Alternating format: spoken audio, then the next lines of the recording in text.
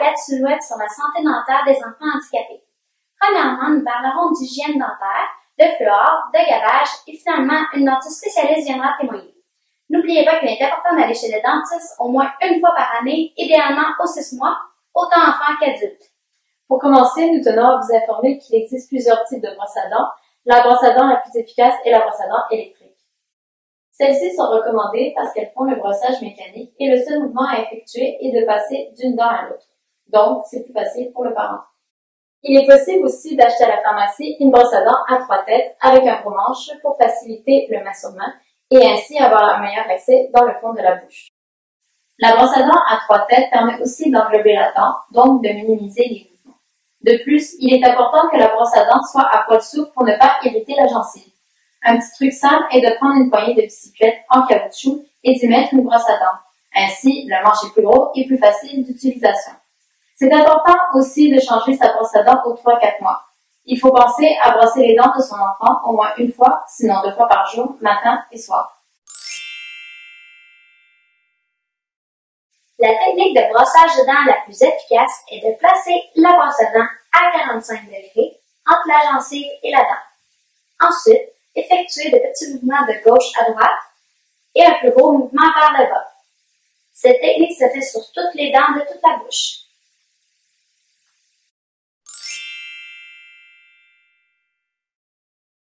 Pour démontrer les différentes techniques d'immobilisation, nous avons notre invitée spéciale, Sophie. Pour commencer, placez-vous à côté de l'enfant. Placez la tête sous l'aisselle et avec votre main, ouvrez la bouche de l'enfant et brossez-lui les dents.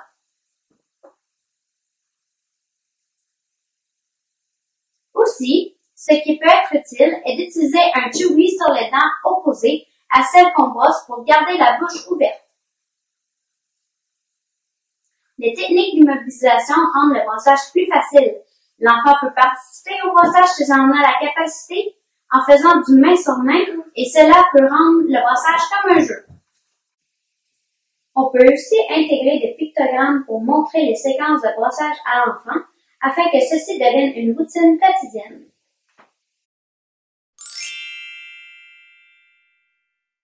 Le fluor aide à endurcir et à protéger les dents contre la carie. Attention, il existe cependant des cas de surdose de fluor et peuvent causer des taches blanches sur les dents et diminuer la résistance des dents aux caries. C'est pour ça qu'il faut vérifier la quantité de dentifrice sur la brosse à dents. La grosseur idéale est celle d'un petit pois.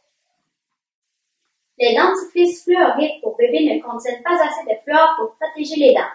Ainsi, il est préférable d'utiliser ceux pour adultes, mais d'en mettre moins sur la brosse à dents. Si l'enfant ne peut pas cracher, on peut passer à la fin avec un petit linge ou une petite éponge pour enlever l'excédent.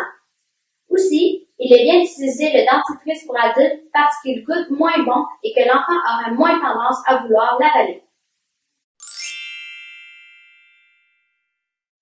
Beaucoup d'enfants handicapés, comme Maëlle, ont des problèmes respiratoires et doivent prendre des médicaments en aérosol tels que le Ventolin.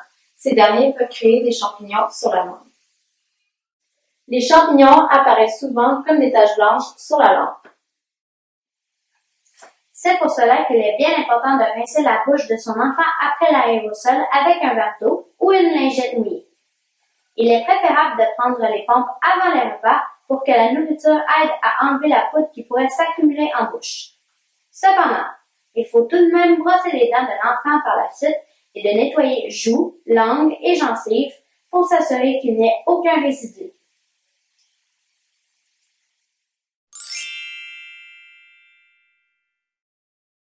Oui, on peut être porté à croire que le gavage n'a pas d'impact sur la santé dentaire, mais au contraire, la plaque peut s'accumuler et cela peut causer de la carie.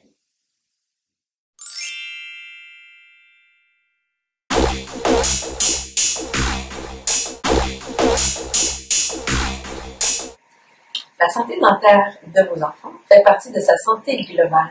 C'est pourquoi nous préconisons une approche préventive, garante de santé à long terme de votre enfant. Ça permet de prévenir la détérioration de leurs dents et de leurs gencives et d'empêcher d'endormir vos enfants pour être obligé de les traiter et de leur redonner une santé dentaire garante d'une santé globale.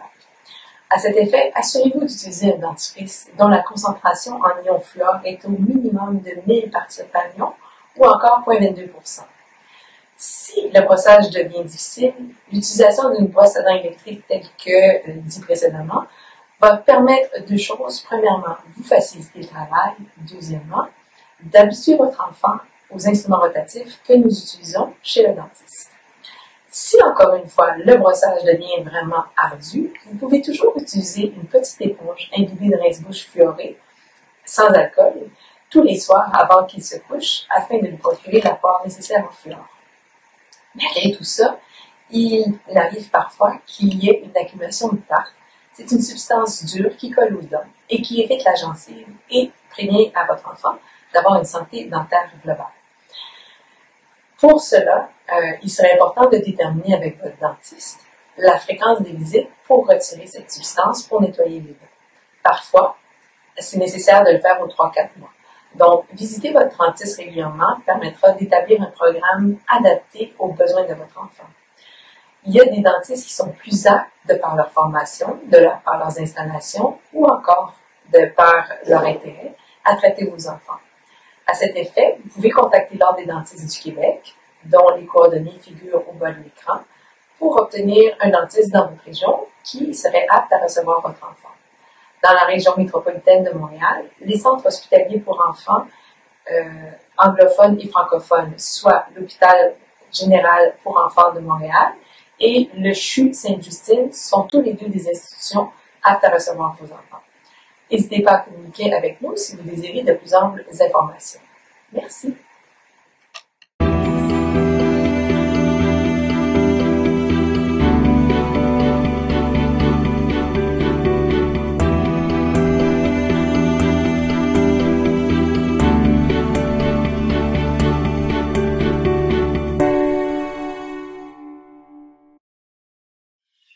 N'oubliez pas que chaque enfant est différent et que les techniques d'immobilisation peuvent ne pas convenir à tous. Référez-vous à votre dentiste au besoin.